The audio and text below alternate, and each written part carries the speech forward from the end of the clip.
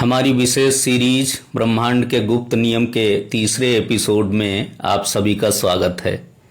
मित्रों, क्या कभी आपके साथ ऐसा हुआ है कि आप किसी यात्रा पर निकलने वाले थे, परंतु मन में अचानक एक अजीब सी बेचैनी होने लगी, कोई अनजाना सा डर बैठ गया और अंत में आपने वो यात्रा टाल दी और बाद में आपको समाचार मिला कि उस मार्ग पर कोई बड़ी दुर्घटना हो गई थी। या कभी किसी व्यक्ति से मिलते ही आपके मन से आवाज़ आती है कि यह व्यक्ति विश्वसनीय नहीं है और आगे चलकर वो बात सच सिद्ध होती है।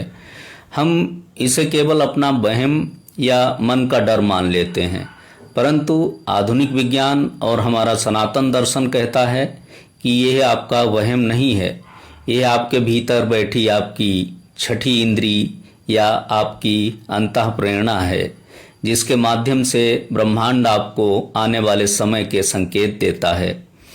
आज हम इसी के वैज्ञानिक और आध्यात्मिक रहस्य को समझेंगे। इस वीडियो को अंत तक बहुत ध्यान से देखिएगा।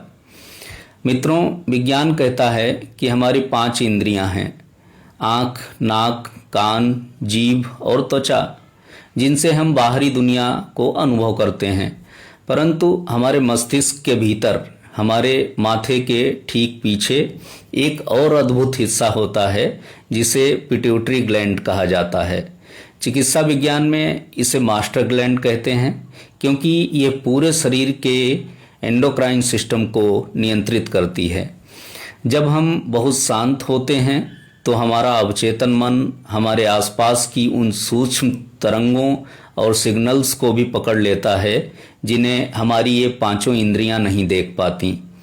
क्वांटम फिजिक्स के अनुसार ब्रह्मांड में भूतकाल, वर्तमान और भविष्य की सभी घटनाएं तरंगों के रूप में तैर रही हैं। जब कोई अनहोनी या कोई बड़ी घटना होने वाली होती है तो उसकी तरंगें हमारे मस्तिष्क तक पहले पहुंचती हैं।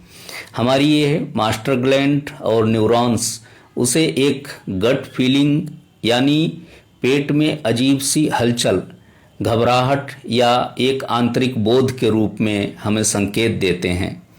ये ब्रह्मांड का एक सुरक्षा चक्र है जो हर मनुष्य को मिला हुआ है।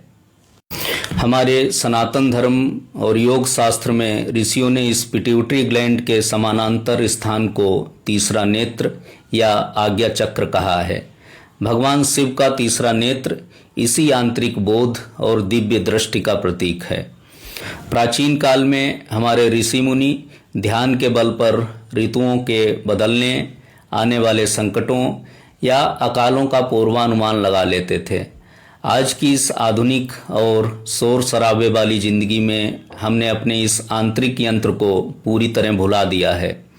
हम दिन भर मोबाइल, इंटरनेट और बाहरी विचारों में इतने खोए रहते हैं कि ब्रह्मांड जब हमें हमारे भले के लिए कोई संकेत भेजता है तो हम उस धीमी आवाज़ को सुन ही नहीं पाते।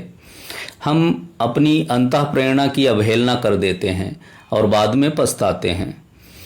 तो दोस्तों, हम इस अद्भुत शक्ति को दोबारा कैसे जागृत करें ताकि हमें भी ब्रह्मांड के इन संकेतों का लाभ मिल सके। इसके लिए 3 बहुत सरल नियम आज ही से अपना लीजिए। पहला, मन की आवाज़ पर विश्वास करें। जब भी किसी बड़े निर्णय को लेते समय आपका मन गवाही न दे, भले ही पूरी दुनिया उसके पक्ष में हो, तो तनिक रुकिए। अपने मन की उस पहली आवाज़ पर विचार अवश्य कीजिए। दूसरा, मौन और ध्यान का अभ्यास। 24 घंटे में कम से कम 15 मिनट ऐसे निकालिए जहां कोई मोबाइल ना हो, कोई कोलाहल ना हो। बिल्कुल शांत बैठकर अपनी सांसों पर ध्यान केंद्रित करें। जितना मन शांत होगा, ब्रह्मांड की आवाज़ उतनी ही स्पष्ट सुनाई देगी। तीसरा, प्रकृति के साथ जुड़ाव। दिन भर में कुछ समय पौधों के पास, खुले आकाश के नीचे बिताएं। प्रकृति से जुड़ने पर हमारी आंतरिक ग्रहण शक्ति बहुत तीव्र हो जाती है। मेरे प्यारे दोस्तों, ब्रह्मांड आपकी रक्षा के लिए सदैव तत्पर रहता है। बस आपको उसकी भाषा को समझना होगा। अपने भीतर की इस दिव्य शक्ति को पहचानिए और इसके प्रति कृतज्ञ रहिए। कमेंट बॉक्स में आज पूरे विश्वास के साथ लिखिए, मैं अपने भीतर की दिव्य आवाज़ को सुन सकता हूँ। आइए इस मानसिक चेतना को और आगे बढ़ाएं। ब्रह्मांड के गुप्त नियमों की इस सीरीज के अगले भागों को देखने के लिए हमारे इस पेज को अभी फॉलो करें और इस महत्वपूर्ण वीडियो को अपने मित्रों और प्रियजनों के साथ व्हाट्सएप पर अवश्य शेयर करें, क्योंकि ये जानकारी किसी को बड़े संकट से बचा सकती है। सजग रहिए, अपनी अंतःप्रेरणा को पहचानिए, स्वस्थ रहिए। धन्यवाद।